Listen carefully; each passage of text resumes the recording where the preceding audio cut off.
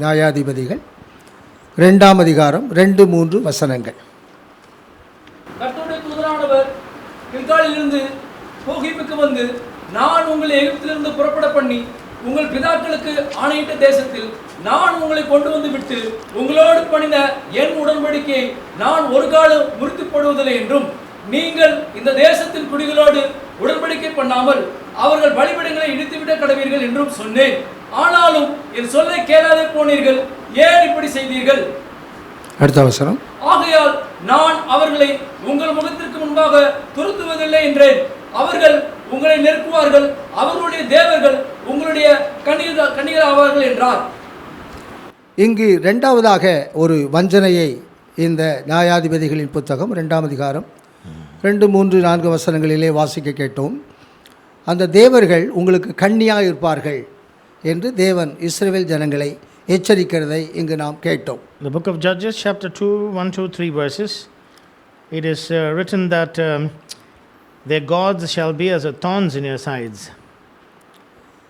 அவர்களை நான் முற்றிலும் உங்களுடைய கண்களுக்கு முன்பாக நான் துரத்துவேன் என்ற வாக்குத்தத்தத்துக்கு நீங்கள் உடன்படாதபடி, அவளை நீங்கள் முற்றிலும் துரத்தாதபடி நீங்கள் விட்டதினாலே நான் அவர்களை இனி நான் துரத்துவதில்லை, அவருடைய தேவர்கள் உங்களுக்கு கண்ணியாக இருப்பார்கள் என்று அவர்களை எச்சரிக்கிறார். And the Lord warned them, saying that you were negligent in that you did not cast them out by obeying my voice, and because you have done this, and they shall be a snare and as a thorn on your side, says the Lord to them.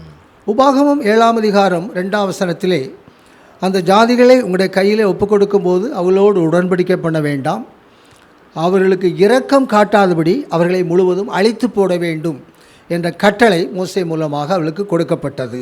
In the book of Deuteronomy, through Moses, the Lord has given them, show no mercy to the inhabitants of the land, but destroy them completely. அப்படி அவர்கள் செய்யவில்லை என்ற குற்றச்சாட்டை நியாயாதிபதிகள் 2ஆம் அதிகாரத்தில் தேவன் அவர்களோடு பேசுகிறார். எனவே நான் இந்த ஜாதிகளை இன்னும் நான் துரத்துவதில்லை, அந்த தேவர்கள் உங்களுக்கு கண்ணியாக இருப்பார்கள் என்ற இரண்டாவது வஞ்சனையை இந்த இடத்திலே நாம் காண்கிறோம். And because they were negligent, the Lord here warns them, saying that, he rebukes them, saying that they shall be a snare, they shall be a thorns in their sides, because they were not careful enough to cast them out. தேவகுமாரர்கள் மனுஷகுமாரத்திகளை தங்களை காட்டிலும் அழகுகள் என்று காணக்கூடிய ஒரு வஞ்சனையை நேற்று தினத்திலே நாம் கற்றுக்கொண்டோம். Last night we studied about the sons of God, how they saw the daughters of men to be beautiful. இங்கு தேவர்கள் உங்களுக்கு கன்னிகளாக இருப்பார்கள், அது வஞ்சனை என்ற இடத்திலே அது சொல்லப்பட்டிருக்கிறது. But here in the book of Judges, the angel warned them and said, their gods shall be a snare unto you. அந்த ஜாதிகளை, அந்த 7 ஜாதிகளை நான் உங்களுடைய கையில் ஒப்பு கொடுக்கும்போது அவர்களை முழுவதும் இரக்கம் காட்டாதபடி அழித்து போட வேண்டும் என்று சொன்னேனே, அவளோடு உடன்படிக்கை பண்ணக்கூடாது, அந்த பலிபீடங்களெல்லாம் இடித்து போட வேண்டும் என்று சொன்னேனே, ஏன் செய்யவில்லை? இனி நான் அவர்களை துரத்தவில்லை, அந்த தேவர்கள் உங்களுக்கு கண்ணியாக வஞ்சனையாக இருப்பார்கள் என்று சொல்லுகிறார். And the angel says that I told you to destroy the 7 nations, their altars and everything which belongs to their false worship, and you did not do. And therefore their gods shall be a snare unto you. இங்கு இந்த நோவாவுடைய மகனாய காமுடைய இந்த சந்ததியார் தான் தொடர்ச்சியாக இங்கு கண்ணி என்ற இடத்திலே அங்கு எழுதப்பட்டதை நாம் காணலாம். And who are the people who are referred as a snare unto the Israelites? They are the children of Noah's son Ham. தேவகுமாரர்கள் மனுஷகுமாரத்திகளை அழகுகளை கண்டு கெட்டெழுந்த இடத்திலே நோவாவுடைய குடும்பம் அங்கு நல்ல ஒரு சாட்சியாக முழுமைப்பட்ட இடத்திலே காக்கப்பட்டாலும், அந்த நோவாவுடைய சந்ததியிலே காம் என்று சொல்லக்கூடியவன் திரும்ப சாபத்துக்குள் உட்பட்ட இடத்தில்தான் அந்த கானானியரை முழுவதும் அவர்கள் அழிக்க வேண்டும் என்ற கட்டளை பிரிக்கப்பட்ட இடத்துல அதை இஸ்ரவேல் ஜனங்கள் அழிக்கவில்லை என்பது அது இரண்டாவது ஒரு வஞ்சனை என்ற இடத்திலே அதை தொடர்ச்சியாக நாம் கற்றுக்கொள்ளப் போகிறோம். After the deluge and destruction of judgment of Cain's generation, we now find Noah is one of his son who was cursed, and the Lord tells them that they should be destroyed, but they failed, they were negligent. Therefore he says they are snare unto the people of Israel. வேத சரித்திரத்தின் அந்த தொடர்ச்சியாகத்தான் இந்த வஞ்சனைகள் தொடர்கிறது என்பதை நாம் தெளிவாக நாம் கற்றுக்கொள்ளலாம். Deceptions follow in generations to generations in the history of biblical accounts. வஞ்சனை எப்படி தொடர்கிறது என்பதை வேத சரித்திரத்திலே நாம் தெளிவாக கற்றுக்கொள்ளக்கூடிய போதனையாக இருக்கிறது. How does deception continue, follow? This is how the historical account of the biblical narration continues. தேவகுமாரர்கள் மனுஷகுமாரத்திகளை அழகுள்ளவள் என்று கண்டார்கள் என்பது காயினுடைய சாபத்தோடு இணைந்த அனுபவமாக இருக்கிறது. The sons of God, they saw the daughters of men to be beautiful. That's something connected with the curse of Cain.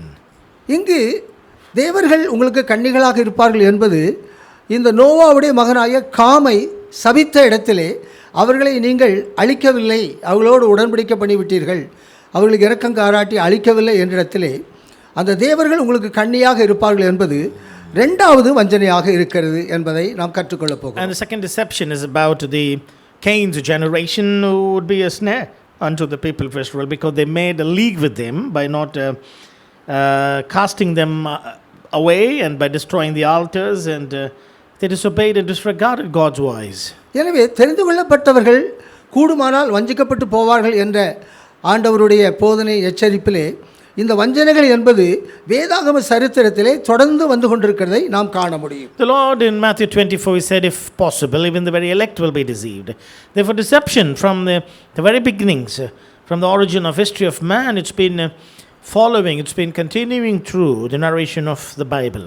Coin என்ற அந்த சாபத்துக்குள்ளாக, அந்த வஞ்சனைக்குள்ளாக நோவா குடும்பம் மேன்மை அடைந்தது என்பது அதோடு முடியவில்லை. தொடர்ச்சியாக நோவா குடும்பத்திலும் கூட தொடர்ச்சியாக வஞ்சனை தொடர்கிறது என்பதை இந்த சரித்திரத்திலே நாம் காணலாம். Having put an end to Cain's deception, it doesn't stop there, but it even follows in the family of Noah, which was perfect, innovating a world anew on itself. Still it follows deception. நம்முடைய தனிப்பட்ட வாழ்க்கையிலே, நம்முடைய வாழ்க்கையின் ஒவ்வொரு பகுதிகளையும் நான் வஞ்சிக்கப்படவில்லை என்ற இடத்திலே நாம் அதை முடிவு கட்ட முடியாது. தொடர்ச்சியாக அந்த வஞ்சனை வந்து கொண்டு தான் இருக்கும். எனவே தொடர்ச்சியாக அந்த வஞ்சனையை நாம் முறியடித்து வஞ்சிக்கப்படாத இடத்திலே நாம் முன்னேற்றத்தை அடைந்து கொள்ள வேண்டும்.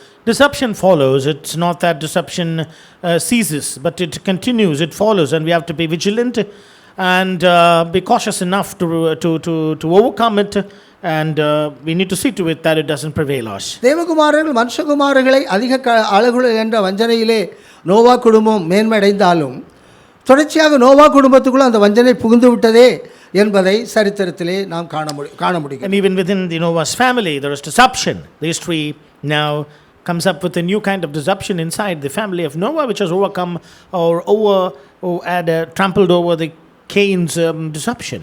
இந்த காம் என்ற நோவாவுடைய குமாரனை நோவா சபித்த இடத்தில்தான் இந்த கானானியர்கள் முழுவதும் அழிக்கப்பட வேண்டும், அவளுக்கு உடன்படிக்கை பண்ணக்கூடாது, இரக்கம் காட்டக்கூடாது என்ற இடத்தில்தான் வாகமம் 7:2 கொடுக்கப்பட்ட கட்டளையை அவர்கள் அதை நிறைவேற்றவில்லை என்ற இடத்தில் நியாயாதிபதிகள் 2 நீங்கள் நிறைவேற்றவில்லையே அந்த தேவர்கள் உங்களுக்கு கன்னிகளாக இருப்பார்கள் என்று அந்த வஞ்சனை இரண்டாவதாக தொடர்கிறதை இங்கு நாம் காணலாம்.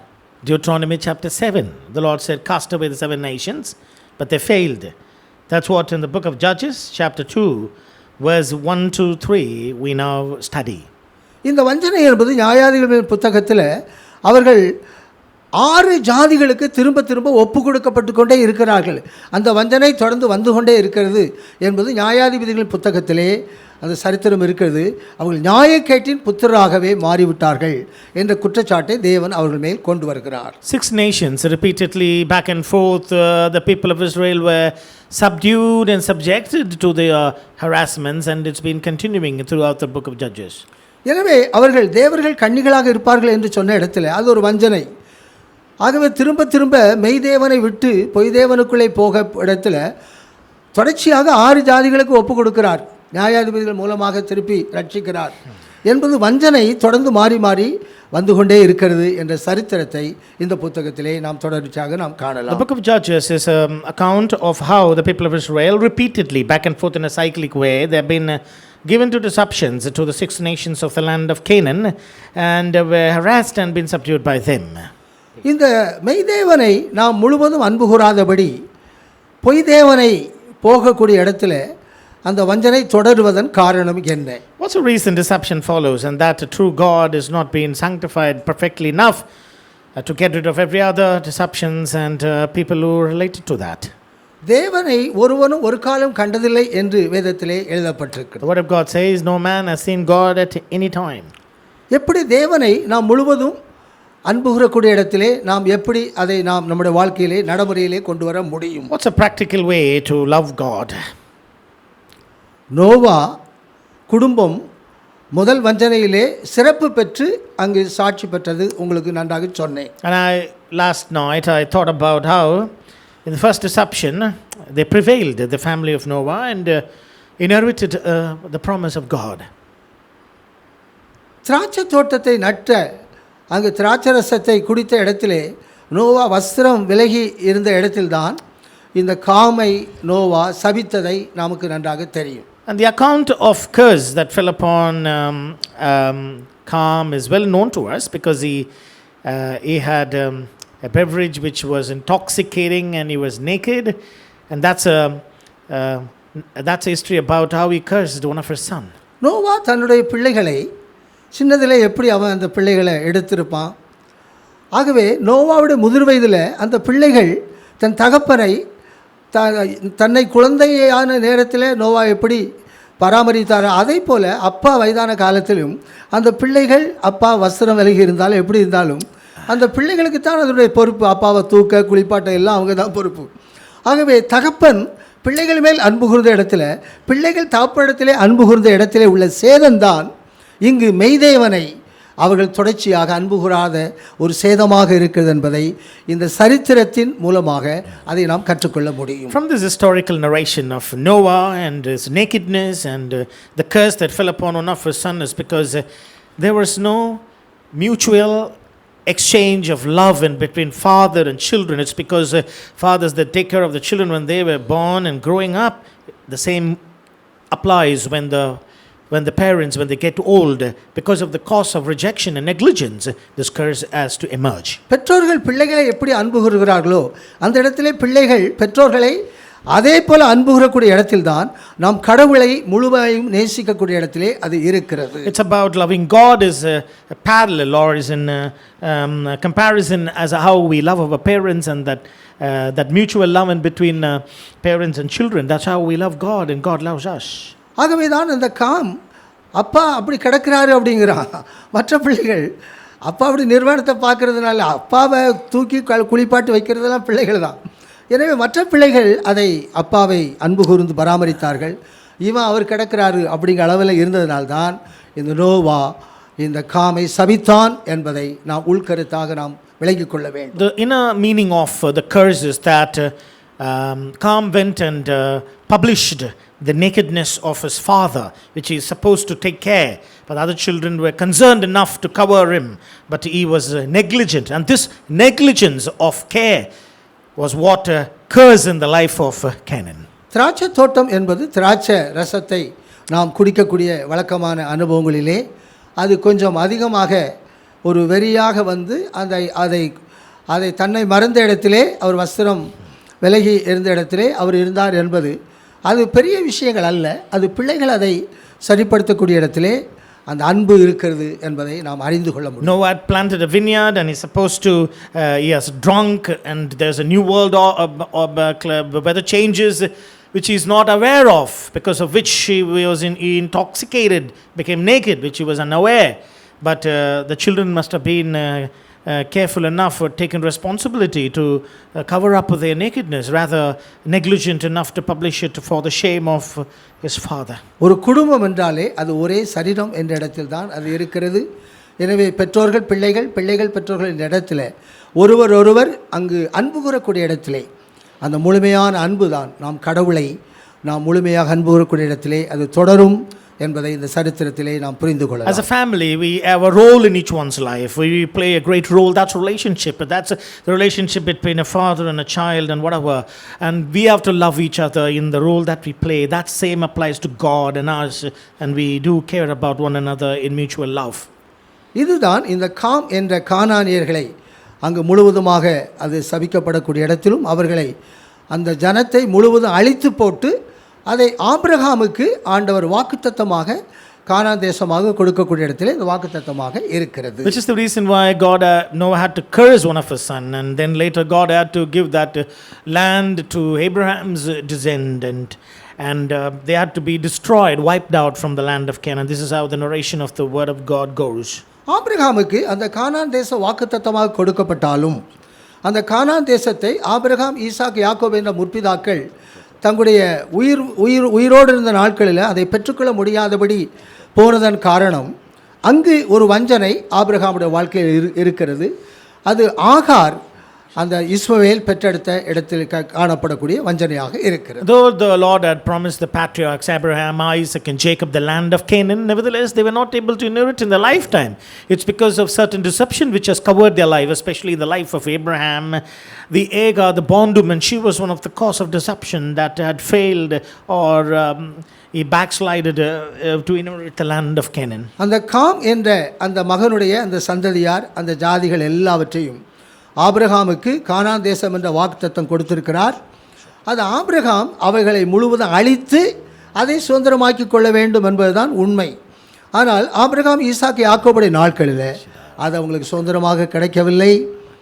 அது எகிப்து தேசத்துக்கு தான் அவர்கள் போனார்கள் என்பதை ஆதியாகமம் 15ஆம் அதிகாரம் 12, 13, 16, 14, 15, 16 வசனத்திலே அங்கு எழுதப்பட்டதை நாம் காண முடியும். In the account of Genesis chapter 15 from verse 12 onwards, we know that Abraham and his descendants were not able to inherit the land in their time, but it was said to them that their descendants would become a slave or be captives in Egypt, and that is how the history goes about the generation of Abraham. ஒரு வஞ்சனை அங்கு இருக்கிறது. இங்கு அதற்கு முன்பாக இங்கு ஒரு வஞ்சனை வந்து விட்டது. ஏனென்றால் இந்த கானானை சுதந்திரித்து கொள்ளக்கூடிய அளவில் சுதந்திரிக்க முடியாதபடி இங்கு ஆபிரகாமுடைய வாழ்க்கையில் இந்த ஆகாரோடு இஸ்மவேலை பெற்றெடுக்கக்கூடிய இங்கு ஒரு வஞ்சனை ஆபிரகாமுடைய வாழ்க்கையில் வந்ததை இங்கு நாம் காண முடியும். There is a deception prevailing in the land, in the air, but now in Abraham, the one who is supposed to overcome and subdue, even in his life, there is a deception of Agar, the bondwoman from Egypt. அதனால தான் ஆதியாகமம் 15ஆம் அதிகாரம் அங்கு 13, 14, 15, 16 வசனத்திலே எமோருடைய அக்கிரமங்கள் இன்னும் நிறைவாக்கப்படவில்லை. ஆகவே நீ நல்ல முதிர் வயதிலே உன்னுடைய மரணம் இருக்கும், உன் சந்ததியார் 4ஆம் தலைமுறையிலே அந்நிய ஜாதிகளுக்கு அடிமையாக போவார்கள் என்று ஆபிரகாமோடு தேவன் நேரடியாக பேசுகிறார். Which is why in Genesis chapter 15 the Lord directly spoke to Abraham and said, the iniquity of the Amorites is not yet complete, and therefore your generation will be enslaved in Egypt for 400 odd years, and then you would die in good old age, and I will liberate and I will give them this land, was the Lord's personal promise to Abraham. Abraham அவைகளை சுதந்திரித்து கொள்ள முடியாத இடத்திலே எமோருடைய அக்கிரமங்கள் இன்னும் நிறைவாக்கப்படவில்லை என்ற இடத்துல இங்கு ஆபிரகாமுடைய வாழ்க்கையிலும் இங்கு ஒரு நிறைவு இல்லை என்பதை உள்கருத்தாக நாம் புரிந்து கொள்ளலாம். And we have to carefully note the point. The Lord said the iniquity of the Amorites is not complete, and therefore the fullness of inheriting the promise in Abraham's life delays. வெளிப்படுத்தல் 22ஆம் அதிகாரம் 11, 12 வசனத்திலே பரிசுத்தமாகிறவன் இன்னும் பரிசுத்தமாகட்டும், அசுத்தமாக இருக்கிறவன் இன்னும் அசுத்தமாகட்டும், அநியாயம் செய்கிறவன் அநியாயம் செய்யட்டும், நீதி செய்கிறவன் இன்னும் நீதி செய்யட்டும் என்ற விதிமுறைகள் இங்கு ஆபிரகாமுடைய வாழ்க்கையிலே கற்றுக்கொள்ளக்கூடிய போதனையாக இருக்கிறது. And we have to apply a principle in the New Testament, book of Revelation chapter 21 verse 12, which says that he who is holy, let him be holy still. And that formula has to be applied in the life of Abraham to inherit the land or to possess the promise which the Lord has given to him. அசுத்தமாக இருக்கிறவனை நீ பரிசுத்தமாக என்று சொல்லக்கூடாது, அவன் இன்னும் அசுத்தமாக இருக்க வேண்டும் என்ற இடத்தில் தான் போதனை இருக்கிறது. பரிசுத்தமாக்கப்படுகிறவன் இன்னும் பரிசுத்தமாக்க வேண்டும் என்ற இடத்தில் தான் போதனை இருக்கிறது. The teaching in the book of Revelation, the principle, the formula which we need to learn is that a man who's unclean, you can't go instruct him and make him holy or make him become developed in his spirituality. But Bible says, let him be unholy, unclean. But he who is holy, let him be holy still. And as per this principle, the things operate. நாம் பரிசுத்தமாக்கப்படக்கூடிய இடத்திலே இன்னும் பரிசுத்தமாக்கப்பட்டால் தான் அசுத்தமாக இருக்கக்கூடியவர்கள் இன்னும் அசுத்தமாக்கப்படக்கூடிய இடத்திலே அக்கிரமம் பூரணமாக்கப்படக்கூடிய இடத்தில் தான் அதை நாம் சுதந்திரித்துக் கொள்ள முடியும் என்பதை ஆபிரகாமுடைய வாழ்க்கையின் சரித்திரத்திலே நாம் கற்றுக்கொள்ளலாம். From the life of Abraham, there are two parts. One is Abraham's completion, a perfection of His holiness, and Amorites completion, a perfection of the iniquity. When one is completed, the other is going to be fulfilled. This is a formula, principle which we need to apply in our lives. அக்கிரமம் செய்கிறவனை அக்கிரமம் செய்யாதே என்று நீங்கள் சொல்லுகிறீர்கள். நீங்கள் நீதி செய்யக்கூடிய இடத்தில் இன்னும் நீதி செய்தால் அவன் அக்கிரமம் செய்யக்கூடியவன் இன்னும் அக்கிரமம் செய்யக்கூடிய இடத்திலே அக்கிரமம் பூரணப்படக்கூடிய இடத்தில் தான் வாக்குத்தத்தம் உங்களுக்கு சொந்தமாக கிடைக்கக்கூடிய இடத்துல அது இருக்கிறது. And if you are called to do righteousness, do more righteousness, and don't be instructing an unclean person, an unrighteous person not to do. But when you complete your works, then his works will be completed, and then the judgment will be equated. இயேசுவை நாம் சீக்கிரமாக வரவழைப்பதற்கு இந்த விதிமுறைகளை நாம் நம்முடைய வாழ்க்கையிலே கடைபிடித்துக் கொண்டிருக்கிறோமா என்பதை ஆபிரகாமுடைய சரித்திரத்திலே நாம் அறிந்து கொள்ளலாம். All we have to know from the life of Abraham is that are we following the rules, the patterns which will enhance, speed up the coming of the Lord from the life of Abraham and the narration related to the curse and disruption of the land of Canaan. Abraham வாக்குத்தத்தம் பண்ணப்பட்டதான அந்த ஈசாக்கை பெற்றெடுப்பதற்கு முன்பாக ஒரு வஞ்சனை ஆகார் மூலமாக இஸ்மவேலை பெற்றெடுத்த இடத்துல அந்த எமோடைய அக்கிரமங்கள் இன்னும் பூரணமாக்கப்படாதபடி இவர்கள் இங்கு முழுமைக்குள் இவங்க லைனில் முழுமையாக போகலை. இவங்க வாக்குத்தத்தத்தை ஈசாக்கை பெற்றெடுத்திருந்தால் அந்த எமோடைய அக்கிரமங்கள் நிறைவாக்கப்பட்டிருக்கும்.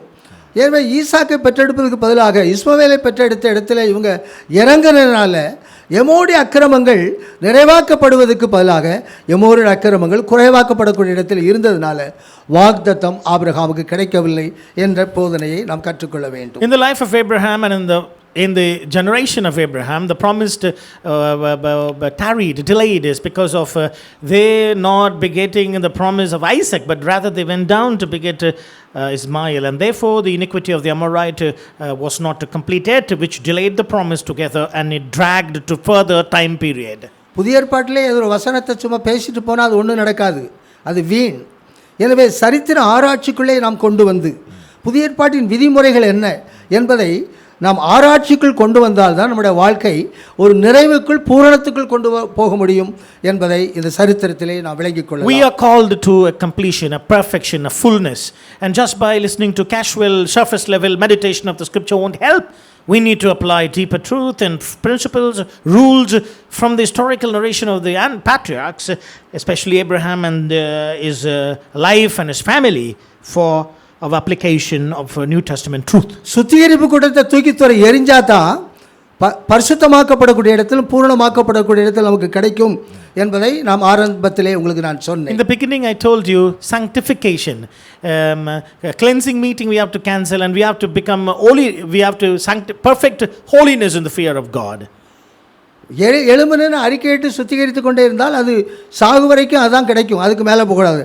அது தூக்கி துறை போட்டுட்டு பரிசுத்தமாக்கப்படக்கூடிய இடத்தில் தான் பரிசுத்தமாக்கப்படுகளில் தான் பூர்ணமாக்கப்படும் என்ற விதிமுறைக்கு வந்தால்தான் முழுமை அடைந்து கொள்ள முடியும். ஒழிய நம்ம சுத்திகரிக்கப்பட்டு கொண்டே இருந்தால் என்னைக்கு நாம் பரிசுத்தமாக்கப்படுகிறது, என்னைக்கு நாம் பூர்ணமாக்கப்படுகிறது என்ற விதிமுறைகளை பிரகாரம் தான் கிறிஸ்தவத்தின் முழுமையை அடைந்து கொண்டு கிறிஸ்துவின் வருகையை துரிதப்படுத்தக்கூடிய இடத்திலே நாம் இருக்க முடியும். The perfection of Christ and the call for the wholeness or the fullness, completeness was possible only when we perfect holy, when sanctification is perfected in holiness, rather being cleansing ourselves from sins and from all confessions.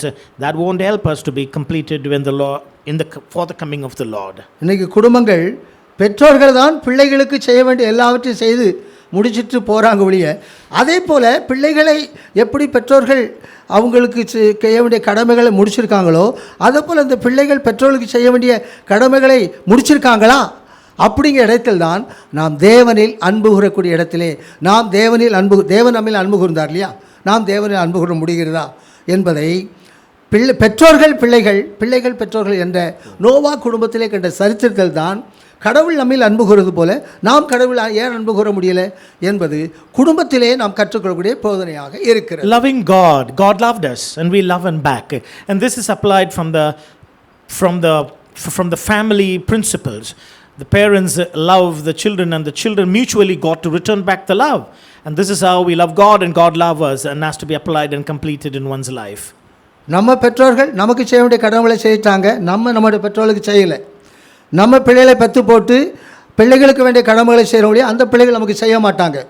அப்போ கடவுள் தான் நம்மை அன்பு கூர்ந்து கொண்டிருக்கிறாருடைய நம்ம ஒரு நாள் கூட கடவுளில் அன்பு கூற மாட்டோம் என்பதுதான் உண்மையாக இருக்கிறது. And today's case is that the parents do all things for the children are negligent, and this is how it goes. Same thing, God loves us and we don't love him back, and that's how the failure is prevailing today. யோசித்து பாருங்க, பெற்றோர்கள் தான் பிள்ளைகளில் அன்பு கூர்ந்து பிள்ளைகளை பெற்றெடுத்துட்டோம், அவங்கள முடிச்சுட்டு போனவங்க தான் இருக்கோழிய.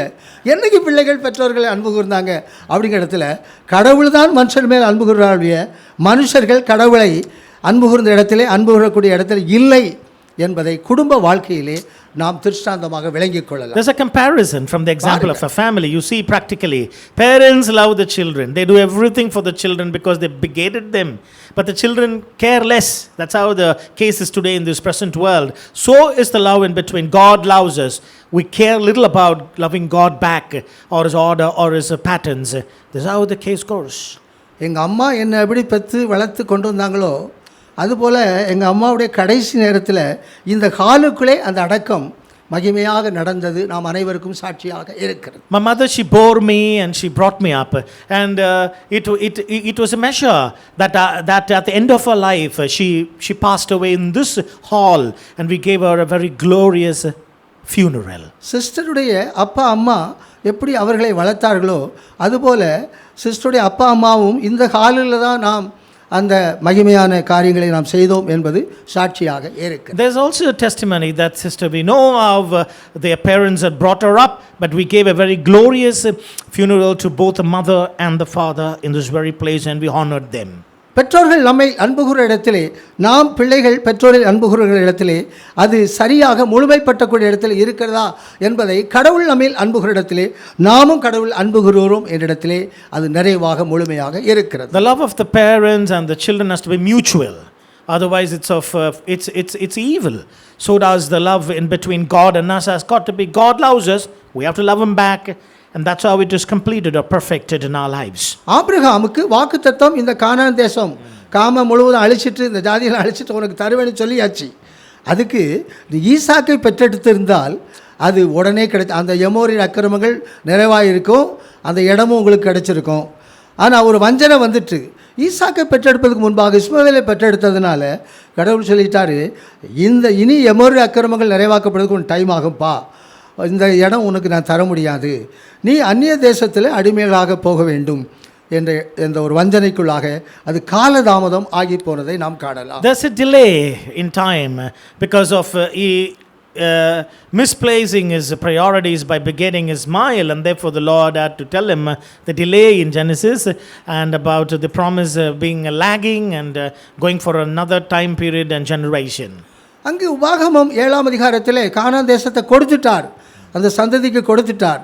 அவங்க மேல் இரக்கம் பாராட்டக்கூடாது, அவங்களோட உடன்படிக்கை பண்ணக்கூடாது, அவங்களோட சம்பந்தம் கலந்துடக்கூடாது என்று உபாகமம் 7 முதல் 5 தெளிவாக இருக்குது. ஆனால் இங்கு நியாயாதிபதி புத்தகத்தில் நாம் வாசிக்க கீவேர்டில் நீங்கள் அதை செய்யலையே, ஏனென்றால் இந்த தேவர்கள் உங்களுக்கு வஞ்சனையாக இருப்பார்கள் என்ற அந்த 2வது வஞ்சனை இங்கு தொடர்கிறதை நாம் காணலாம். Deuteronomy 7, the Lord made it very clear that they have to drive out the nations and not have any covenant league with him. But back again, Judah, Judges chapter 2 again states that how they failed, and he has to reiterate again to them. இந்த 2வது வஞ்சனை என்பது அவங்களோடு உடன்படிக்கை பண்ணக்கூடாது, அவங்களுக்கு இரக்கம் காட்டக்கூடாது என்ற இடத்திலே அவங்களுக்கு கட்டளை கொடுக்கப்பட்டாலும் யோசுவாவின் புத்தகம் 9ஆம் அதிகாரத்தில் அந்த கிபியோனியரோடு உடன்படிக்கை பண்ணிவிட்டார்கள் என்றும் 1 சாமுவேல் 15ஆம் அதிகாரத்தில் இந்த அமலேக்கர் மேல் இரக்கம் பாராட்டி அதை அழிக்கவில்லை என்ற இடத்திலும் அங்கு அந்த வஞ்சனை முடிகிறதை நாம் காணலாம். The Gibeonites and the Amalekites, and these two nations are a cause of stumble for them, and with them deception ends. உடன்படிக்கை பண்ணக்கூடாதுன்னு சொன்னார், ஆனால் யோசுவா புத்தகம் 9ல் கிபியோனோட உடன்படிக்கை பண்ணிட்டாங்க. அந்த யோசுவா 9ஆம் அதிகாரம் 14-15 உடன்படிக்கை பண்ணியாச்சு. அந்த 22-23 எங்களை வஞ்சித்திட்டீங்களேன்னு யோசுவா சொல்லி அவங்கள சபிச்சாச்சு. அங்கு 1 சாமுவேல் 15 அவங்களை இரக்கம் காட்டாதபடி அழிக்க வேண்டும் என்ற இடத்துல இரக்கம் காட்டாதனால அங்கு சவுலுடைய அபிஷேகம் அதோடு முடிவடைந்ததை நாம் காணலாம். With respect to the Canaan nation, the Lord said not to have any league with them, but they made a league with the Gibeonites. And later, when they were aware of it, they got cursed and still remained with him.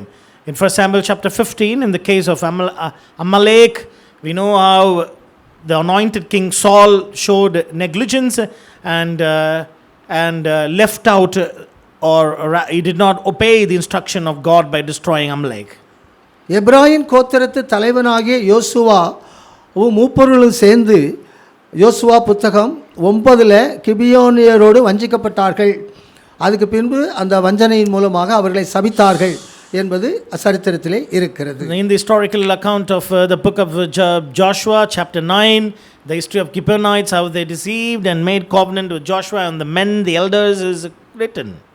இங்கு 1 சாமுவேலின் புத்தகம் 15ஆம் அதிகாரத்தில் இந்த பென்யமீன் கோத்திரத்து ராஜாவாகிய சவுல் இந்த அமலேக்கை முழுவதும் அழிக்க வேண்டும், இரக்கம் பாராட்ட வேண்டும் என்ற இடத்துல அதை முழுவதும் அழிக்காதபடி இரக்கம் பாராட்டின இடத்துல சவுலுடைய வாழ்க்கை அங்கு முடிந்ததை நாம் காணலாம். 1 Samuel chapter 15, the Lord had told him very clearly that he had in his mind what Amalek had done when Israel had come out of Egypt. Now he wanted him to destroy completely, but he was negligent. He took what was best, and therefore the Lord had to curse the anointed King Saul.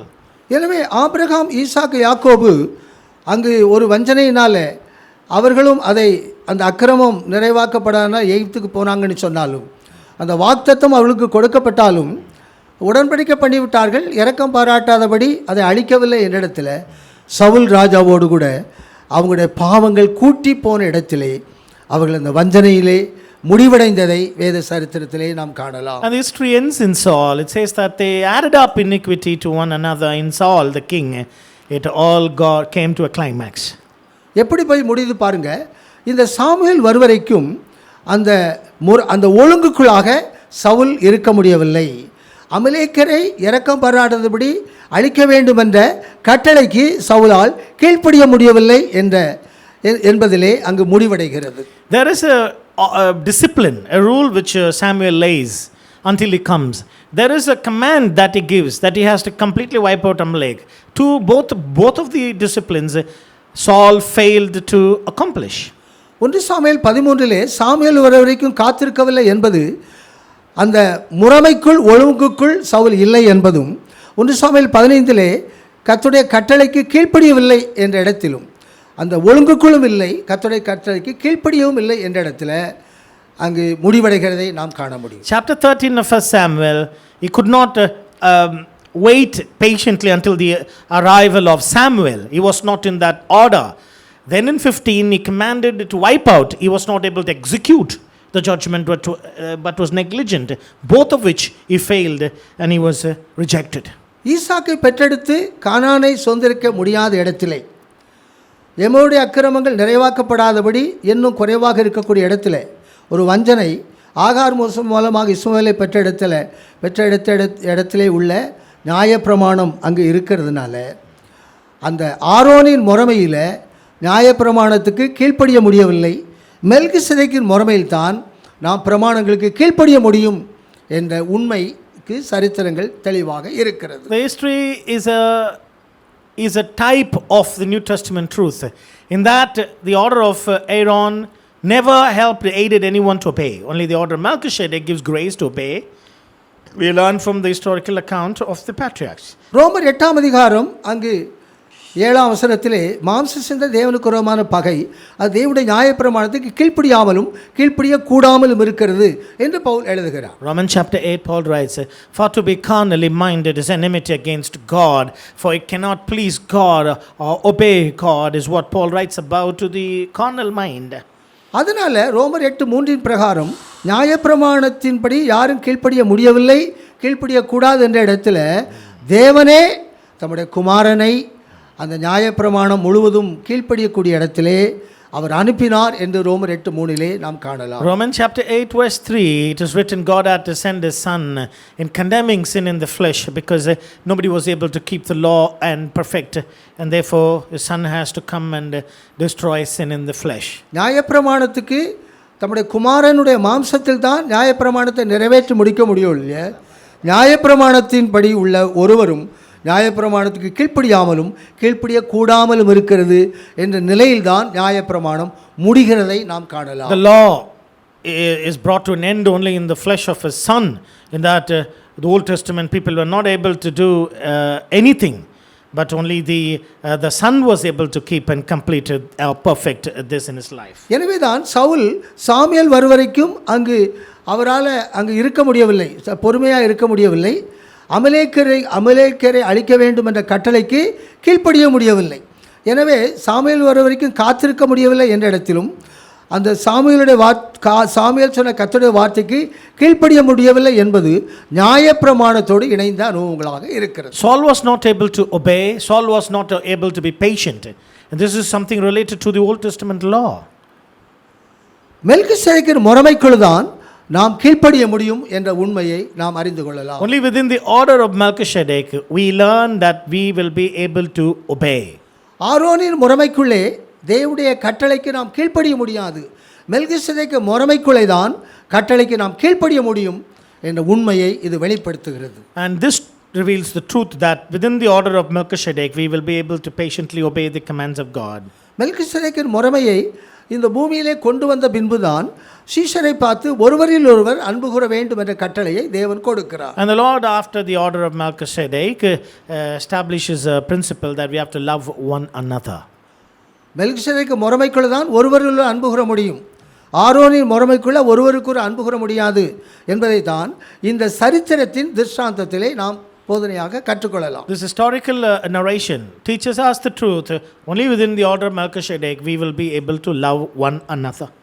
ஆண்டவராகிய இயேசு இந்த பூமியிலே 12 சீஷர்களை அவர் மெல்கிசேதேக்கின் முறைமைக்குள்ளே அவர் கொண்டு வந்த பின்புதான் யோவான் 13ஆம் அதிகாரத்திலிருந்து தொடர்ச்சியான அதிகாரங்களிலே ஒருவரில் ஒருவர் அன்பாக இருக்க வேண்டும் என்ற புதிய கட்டளையை அவர்களுக்கு கொடுக்கிறதை நாம் காணலாம். A new command he gave that they should love one another. It's after the establishment of this order and the application of it, he brought forth this rule. எனவே ஆரோனின் முறைமையிலே தேவனுடைய கட்டளைக்கு நாம் கீழ்ப்படிய முடியவில்லை என்ற முடிவை பவுல் எழுதுகிறார். மெல்கிசேதேக்கின் முறைமைக்குள்ள நாம் ஒருவரில் அன்பு கூற முடியும், தேவனுடைய பிரமாணக்கு முழுவதுமாக கீழ்ப்படிய முடியும் என்ற போதனை அந்த மெல்கிசேதேக்கு முறைமையிலே நமக்கு போதனையாக இருக்கிறது. Within the order of Melchizedek, the teaching and the application of loving one another and of obeying God is possible. எனவே மெல்கிசேதேக்கின் முறைமைக்குள்ளே தான் வஞ்சனைப்படாத இடத்திலே நம்மை காத்துக்கொள்ள முடியும். It's within the order of Melchizedek we can preserve without being deceived.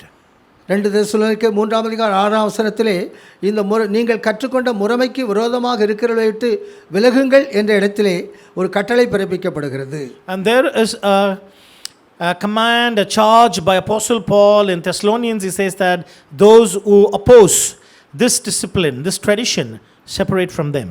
மெல்கிசேதேக்கின் முறைமைக்குள்ளே தான் நாம் வஞ்சனை இல்லாத இடத்திலே நம்மை காத்துக்கொள்ள முடியும். Within the boundaries or orders of Melchizedek, we can keep ourselves from deception.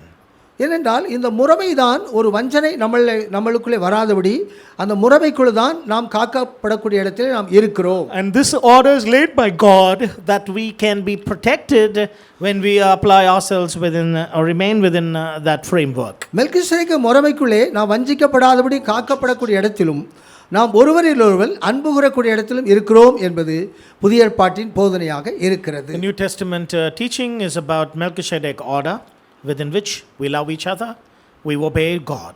அதைத்தான் எபேசியர் 5ஆம் அதிகாரத்திலே புருஷர்கள் மனைவியில் அன்பு கூற வேண்டும் என்றும் மனைவிகள் புருஷனுக்கு கீழ்ப்படிய வேண்டும் என்ற ஒரு புதிய பிரமாணங்களை பவுல் எபேசு சபைக்கு எழுதுகிறதை நாம் காணலாம். To the Ephesian church, Paul writes in chapter 5 that the husbands love your wife, give reverence to your husband. ஆரோனின் முறைமையிலே அந்த போதனை அவர்களுக்கு இல்லை. மாம்சத்திலே நியாயப்பிரமாணத்தை நிறைவேற்ற வேண்டும் என்ற கட்டளை தான் இருந்தது. அது கூட நியாயப்பிரமாணத்துக்கு கீழ்ப்படியக்கூடிய இடத்திலும் கீழ்ப்படிய முடியாத இடத்தில் தான் நியாயப்பிரமாணம் முடிவடைந்ததை நாம் காண முடியும். Old Testament law is about keeping it in their flesh, which was not possible. They didn't have such a love command or obedience command given to them. மத்தேயு 5ஆம் அதிகாரத்தில் நியாயப்பிரமாணத்தை அழிப்பதற்கல்ல, அதை நான் நிறைவேற்றி முடிப்பதற்கே வந்தேன் என்று இயேசு ஒருவரே அந்த நியாயப்பிரமாணத்தை தம்முடைய மாம்சத்திலே முழுவதுமாக நிறைவேற்றி முடித்தார். And Jesus himself and he alone had kept the law in his flesh. He said nobody was able to keep the law, but he condemned sin in his flesh. எனவே அவர் நியாயப்பிரமாணத்தை அவர் மாம்சத்தில் நிறைவேற்றி முடித்ததுக்கு பின்பு அவருக்கு ஒரு சரீரம் கொடுக்கப்பட்டது என்பதை எபிரேயரிலே பவுல் எழுதுகிறார். After having kept the law in his flesh, Hebrew, Paul writes, he was given a body.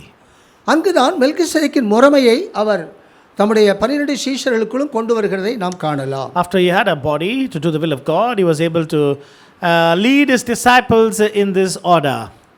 அதைத்தான் எபேசியர் 5ஆம் அதிகாரத்தில் அவருடைய மாம்சத்துக்கும் எலும்புக்குரிய இடத்திலே புருஷர்கள் மனைவிகள் இணைகிறார்கள் என்ற போதனை எபேசியர் 5ஆம் அதிகாரம் 22ஆம் வசனத்தில் 33ஆம் வசனம் வரைக்கும் போதனையாக அவர் எழுதுகிறார். From 5:22 onwards, he writes about the flesh and the bones, how they are part and one within it. புருஷர்கள் மனைவிகள் இருவரும் இயேசுடைய மாம்சத்துக்கும் எலும்புக்குரியவர்களாக எப்படி மாற்றப்பட முடியும் என்ற போதனை எபேசியர் 5ஆம் அதிகாரம் 22ஆம் வசனத்தில் 33ஆம் வசனம் வரைக்கும் போதனையாக எழுதப்பட்டிருக்கிறது. From 22 of chapter 5 Ephesians, it is written as to how we can be part of his flesh and his bones as in Christ. அது 13 ரகசியத்திலும் பெரிய ரகசியமாக இருக்கிறது. And this is one which is greater in the mystery of the New Testament. இந்த ரகசியம் பெரியது. நான் கிறிஸ்துவை பற்றியும் சபையை பற்றியும் சொல்கிறேன் என்று புருஷன் மனைவியில் அன்பு கூற வேண்டும், மனைவி புருஷனுக்கு கீழ்ப்படிய வேண்டும் என்ற இடத்துல அவருடைய மாம்சத்துக்கும் எலும்புக்குரிய இடத்திலே நாம் மாற முடியும். இந்த ரகசியம் பெரியது. நான் கிறிஸ்துவை பற்றியும் சபையை பற்றியும் சொல்கிறேன் என்று பவுல் கொண்டு வருகிறார். And Paul speaks about the mystery of Christ and of the church, which is a husband and wife, a parallel or a type a metaphor which he draws from the family and brings in about the mystery of Christ. ஒரு புருஷனும் மனைவியும் கிறிஸ்துடைய மாம்சத்துக்கும் எலும்புக்குரிய இடத்திலே கொண்டு வரப்பட முடியும் என்பது 13 ரகசியத்திலே பெரிய ரகசியமாக இருக்கிறது. Husband and wife, they can be part of the flesh and the bones of Christ is one of the greatest mystery of 13 other mysteries found in the Bible. ஆதாமின் முன்னிலைமை என்பது யோபின் முன்னிலைமை என்பது ஆதாமுடைய மாம்சத்துக்கும் எலும்புக்குரிய இடத்திலே யோபுடைய குடும்பம் இருந்ததை நாம் காணலாம். And Job and his family are part of the former state of Adam and Eve. யோபுடைய முன்னிலைமை என்பது யோபு தன் மனைவி மூலமாக 7 குமாரர்கள் 3 குமாரத்திகள் பிறந்தார்கள். அங்கு விருந்துகள் நடந்தது. என்னிடத்திலே சாத்தான் அவர்களுக்கு எதிராக வந்து அவர்களை முழுவதுமாக அழித்து போட்ட சரித்திரம் நமக்கு நன்றாக தெரியும். The former history of Job is about his wife, his children, how he was tempted by Satan and all that was destroyed. Is the former history of Job.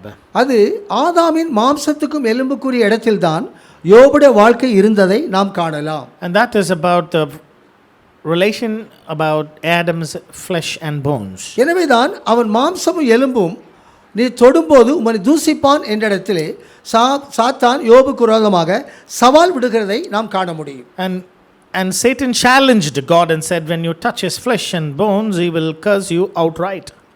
அந்த சவாலிலே யோபுடைய பின்னலைமை என்பது கிறிஸ்துடைய மாம்சத்துக்கு எலும்புக்குரிய இடத்திலே அந்த சவாலிலே யோபு தன்னை முற்றிலுமாக ஒப்பு கொடுத்து என் மீட்பர் உயிரோடு இருக்கிறார், கடைசி நாளிலே பூமியில் நிற்பார் என்று இயேசுடைய மாம்சத்துக்கும் எலும்புக்குரிய இடத்திலே தன்னை அந்த சோதனையிலே ஒப்பு கொடுத்து ஒரு ஜெயத்தை பெற்றதை நாம் காணலாம். But Job had accepted the challenge, and the latter state of Job is about the partaker of the flesh and bones of Jesus. In that he confessed, my Redeemer lives. எனவே யோபுடைய பின்னிலைமையிலே உள்ள 7 குமாரரும் 3 குமாரத்திகள் என்பது யோபுடைய முன்னிலைமையில் உள்ள 7 குமாரர்களும் 3 குமாரத்திகள் அல்ல என்ற இடத்திலே முன்னிலைமை என்பது ஆதாமின் மாம்சத்துக்கு எலும்புக்குரிய இடத்திலே இருக்கிறது. பின்னிலைமை என்பது கிறிஸ்துவின் மாம்சத்துக்கும் எலும்புக்குரிய இடத்திலே அது இருக்கிறது. The former state of Job about his pre-temptation state is about Adam's flesh and bone, and the post-temptation state is about the flesh and bones of Jesus. ஆதாமின் மாம்சத்துக்கு எலும்புக்குரிய இடத்திலே நம்முடைய மாம்சத்திலே நோவு இருக்கும், நம்முடைய இருதயத்திலே துக்கம் இருக்கும் என்று எழுதப்பட்டிருக்கிறது. கிறிஸ்துடைய மாம்சத்துக்கு எலும்புக்குரிய இடத்திலே உள்ள பின்னிலைமை என்பது நம்முடைய மாம்சத்திலே நோவு இருக்க முடியாது, நம்முடைய இருதயத்திலே துக்கம் இருக்க முடியாது என்ற இடத்திலே இந்த பின்னிலைமை இருக்கிறது. In the former state, there was pain in the flesh, grief in the heart, but in the latter state in Christ, the pain and the grief is completely removed from our life in Christ Jesus. இதைத்தான் எபேசியர் 5ஆம் அதிகாரத்தில் புருஷர்கள் மனைவிகள் இருவருமாக அவருடைய இருதயத்திலே துக்கம் இல்லாத இடத்திலே, மாம்சத்திலே நோவில்லாத இடத்திலே, கிறிஸ்துடைய மாம்சத்துக்கும் எலும்புக்கும் இடையே இடத்திலே அது ஒரு ரகசியமாக இருக்கிறது என்ற போதனையை பவுல் எபேசியருக்கு எழுதுகிறார். And this is what Paul refers to, the mystery of Christ and the church, that they are partakers of his flesh and of his bones, where there is no pain, where there is no grief, without which they can be partaker of his flesh and of his bones. அவன் மாம்சம் இருக்கும் வரைக்கும் அது நோவு இருக்கும், அவன் ஆத்துமா இருக்கும் வரைக்கும் அவர் துக்கம் இருக்கும் என்பது அது ஆதாமோடு சம்பந்தப்பட்ட, ஆதாமின் மாம்சமும் எலும்போடு சம்பந்தப்பட்ட வாழ்க்கையாக இருக்கிறது. As long as there is flesh, there is pain. As long as there is flesh, there is grief. It's connected with Adam's flesh and bones. இயேசுடைய மாம்சத்துக்கு எலும்புக்குரிய இடத்திலே நான் வரும்போது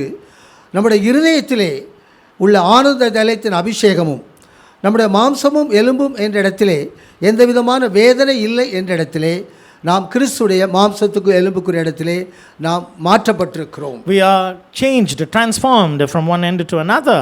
The part of his Christ, flesh and bones, and partakers of his painless life in Christ. தோழருக்கு இல்லாத ஒரு அபிஷேகம் அங்கு இயேசுவுக்கு இருக்கிறது.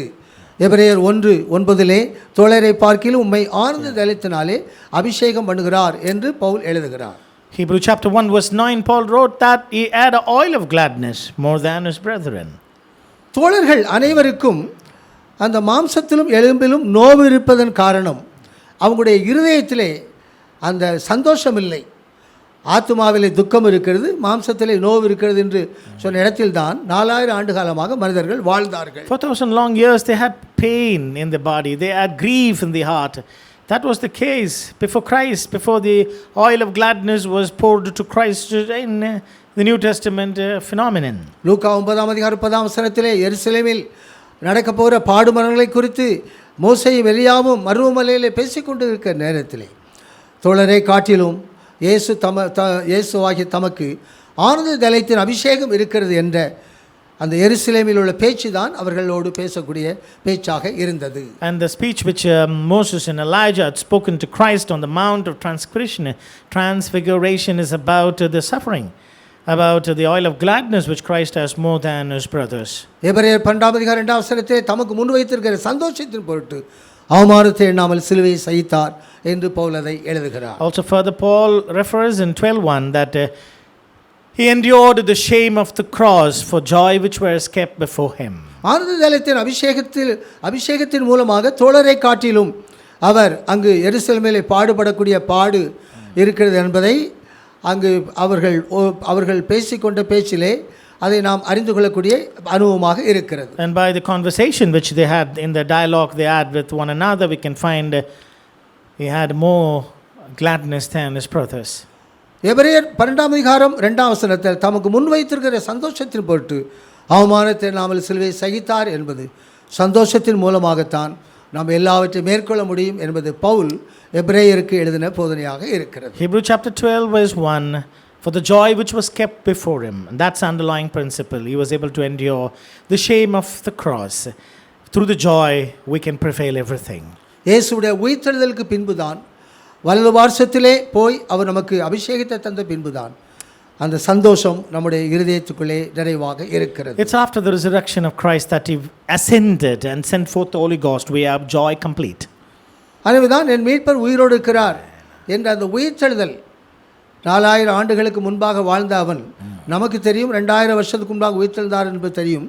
ஆனால் அதற்கு முன்பாக யோபு இயேசுடைய உயிர்த்தெழுதலை பற்றிய வெளிச்சம் இருந்ததுனால தான் அந்த சரீரத்திலே அந்த மாம்சம் எலும்பு தொடப்படக்கூடிய இடத்திலே அவருடைய பின்னிலைமை, அவருடைய சரீரத்திலே அந்த உயிர்த்தெழக்கூடிய வல்லமை மூலமாக அவனுடைய பின்னிலைமை 7 குமாரரும் 3 குமாரத்திகளும் என்பது கிறிஸ்துடைய மாம்சத்துக்கும் எலும்புக்குரிய இடத்திலே அது நிழலாட்டமான போதனையாக இருக்கிறது. He was able to see Christ, my Redeemer lives, 4000 years before, and be partaker of the flesh and bones of the 7 sons and 3 daughters. Later, after the post-temptation, he was able to be united with the flesh and bones of Christ. யோபு உடைய சிறையிருப்பை தேவன் நீக்கிற இடத்திலே அவருடைய நண்பர்களுக்காக அவன் வேண்டிக் கொள்ளக்கூடிய இடத்திலே யோபுடைய சிறையிருப்பு முழுவதுமாக நீக்கப்பட்டது. The captivity of Job was completely removed. In that he prayed for his friends as well. அவன் நிதானமாக பேசக்கூடிய இடத்திலே யோபுடைய வாழ்க்கை இருந்தது என்பது யோபை பற்றி தேவன் சொன்ன சாட்சியாக இருக்கிறது. The testimony that God had given about Job is that he answered very patiently. அவனுடைய சரீரத்திலே சாத்தான் கொண்டு வந்த வேதனைகள் உபத்திரங்கள் அனைத்திலும் யோபுக்குள்ளே தேவனை பற்றிய வார்த்தையிலே நிதானம் இருந்தது.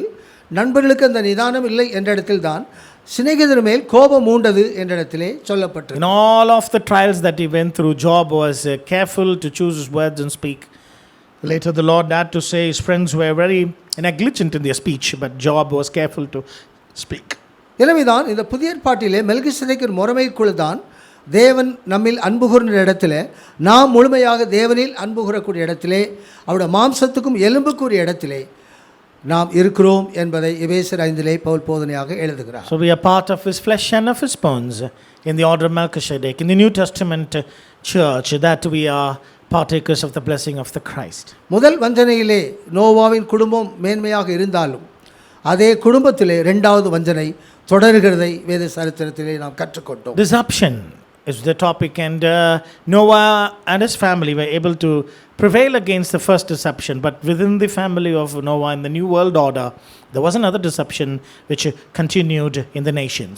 நோவா தன் பிள்ளைகளில் அன்பு கூர்ந்த இடத்திலே 2 பிள்ளைகள் அன்பு கூர்ந்த இடத்திலும் காம் அந்த அன்பு கூறாத இடத்திலே தொடர்ச்சியாக சாபம் அந்த இடத்திலே அந்த வஞ்சனை தொடர்கிறதை நாம் காணலாம். The deception follows by not loving. Mutual love in between parents and children was lacking, which is the reason why that the curse and the deception had to continue. எனவே அந்த காமுடைய சந்ததியாரை முழுவதும் அழிக்க வேண்டும் என்ற கட்டளை போட்ட இடத்திலே அவர்கள் அழிக்காதபடி இருந்த இடத்துல அந்த தேவர்கள் உங்களுக்கு கண்ணியாக வஞ்சனையாக இருப்பார்கள் என்று நியாயாதிபதி புத்தகத்திலே எழுதப்பட்டது. The book of Judges repeats, because they were negligent to cast away the foreign gods in the land of Canaan and made league with them. He said they shall be a snare, and that was a warning which was given to them. எனவே நியாயாதிபதிகளின் புத்தகத்தில் அந்த தேவர்கள் வஞ்சனையாக இருந்ததுனால தேவனில் அன்பு கூறாத இடத்துல திரும்ப திரும்ப அவர்கள் அங்கு அந்த ஜாதிகளுக்கு ஒப்பு கொடுக்கப்படக்கூடிய இடத்திலே அவருடைய வாழ்க்கை தொடர்ந்ததை நாம் காணலாம். There was a cyclic repetition of subduing to the enemy nations in the whole of the book of Judges. நாங்கள் செய்த பாவத்தோடு ராஜா வேண்டும் என்ற பாவத்தையும் கூட்டிக் கொண்டோம் என்று 1 சாமுவேல் 12 அதிகாரம் 19 வசனத்தில் தொடர்ச்சியான வசனத்திலே சாமுவேலோடு இஸ்ரவேலர்கள் பேசுகிறார்கள். The people of Israel in the book of Samuel chapter 12, they spoke unto Samuel, and with all of the sins we added up one more sin by asking for a king. கடவுள் இஸ்ரவேலர்களை நேசித்த இடத்திலே இஸ்ரவேலர்கள் கடவுளை நேசிக்காத இடத்திலே வஞ்சனை தொடர்ந்து பாவங்கள் கூட்டப்படக்கூடிய இடத்திலே இருக்கிறது. It's been continuing. It's not reduced but keeps increasing ever.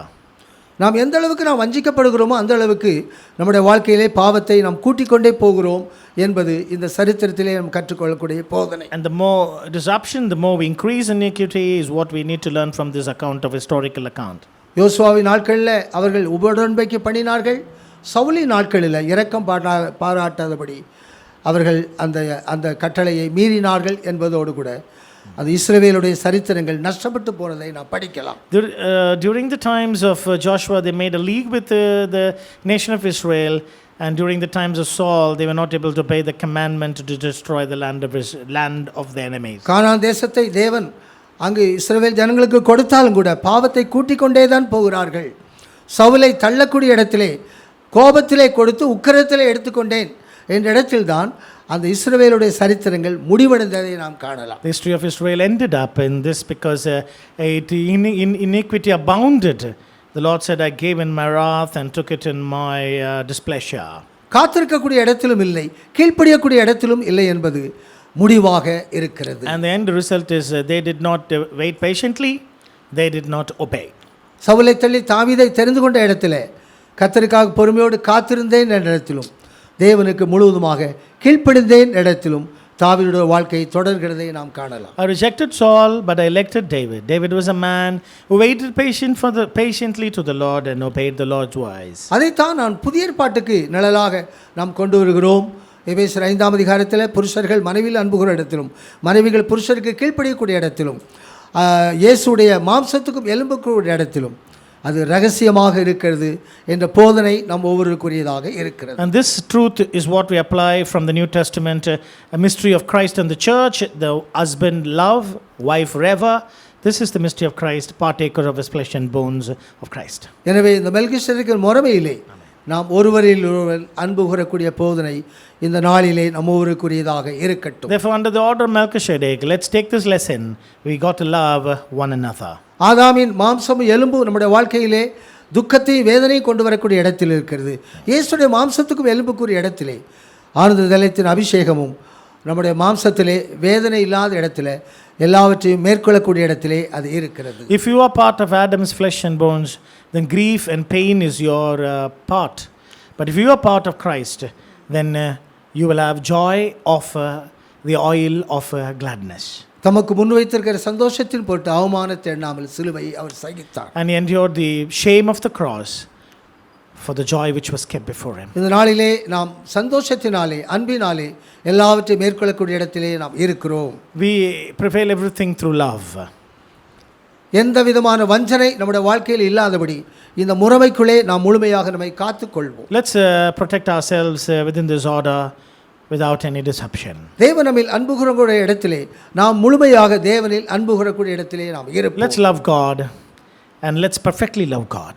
பெற்றோர்கள் நம்மை அன்பு கூறக்கூடிய இடத்திலே நாமும் முழுவதும் பெற்றோரை அன்பு கூறக்கூடிய இடத்திலே நாம் இருப்போம். Let our love be mutual. As our parents loved us, let's love our parents in return. ஆதாமின் மாம்சம் எலும்பு நம்மளுக்குள்ளே நீக்கப்பட்டு கிறிஸ்துடைய மாம்சம் எலும்புக்குரியவளாக இந்த நாளிலே நம்மை ஒப்பு கொடுப்போம். Let's get rid of Adam's flesh and bones and be part of the flesh and bones of Christ Jesus. 13 ரகசியத்தின் பெரிய ரகசியம் இந்த நாளிலே நம்ம ஒவ்வொருவருக்குரியதாக இருக்கட்டும். May this great mystery of Christ and the church, which is greatest among the 13 mysteries of the New Testament, be our blessing. இந்த இரவு நேரத்திலே முழங்கால் படியிட்டு இந்த போதனைக்கு நம்மை ஒப்பு கொடுப்போம். Let's all kneel down at this night and commit our lives to this teaching. ஒரு நிறைவு நம்மளுக்குள்ளே வந்தால் நம்முடைய குறைவுகள் முழுவதும் நீங்கி போய்விடும். Let all lacking, when fullness comes, every part will be done away. தேவனுடைய அன்பினாலே நாம் நிரப்பப்படுவோம். Be filled with the love of God. தேவனுடைய ஆசீர்வாதத்தினாலே நிரப்பப்படுவோம். Be filled with the blessings of God. மகிமை மகிமை மகிமை மகிமை மகிமை மகிமை மகிமை மகிமை மகிமை மகிமை மகிமை